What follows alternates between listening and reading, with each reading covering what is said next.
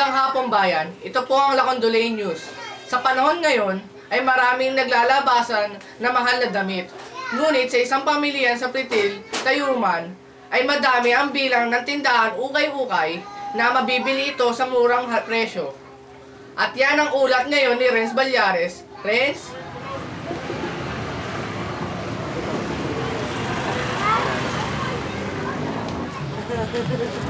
Hello?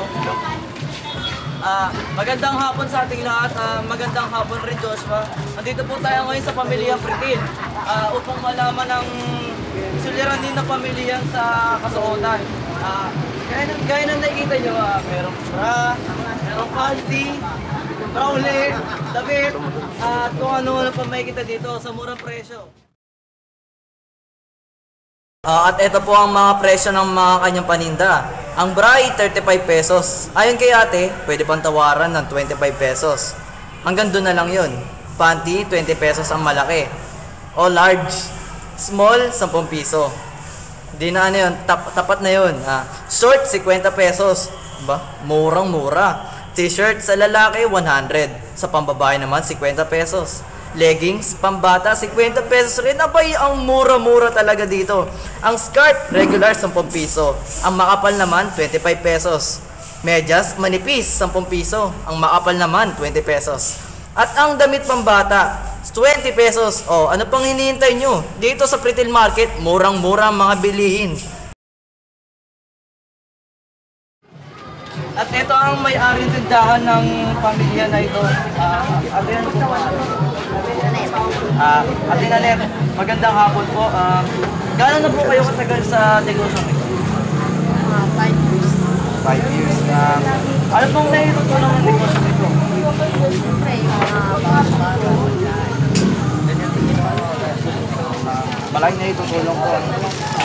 Magkano po ba to? Yung medyas? Pinakamura 10. Mga pan-20.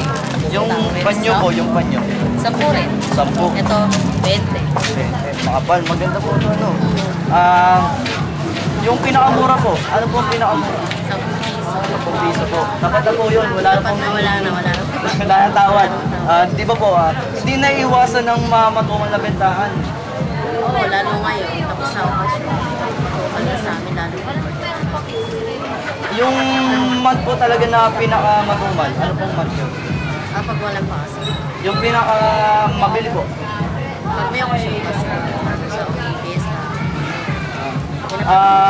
Paano niyo po nababawi yung puhunan kapag matumal po ang bentahan sa araw? Ito mo ng pinaka-choices namin ng utang para mabait sa fiesta. Paano po kayo nakakatangi kahit ng mamimili? Ano po parang ginagawa niyo?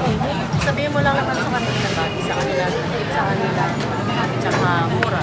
Apo, yung mga sales stock po, yung mga ganun. Ano pong suliranin o problema yung kinakaharap ng pamilya niyo lagi? O kahit ano pong araw? Pag matuman ako pag walang benta.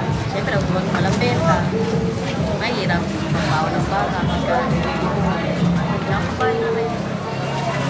Yun nga po, marami pong salamat.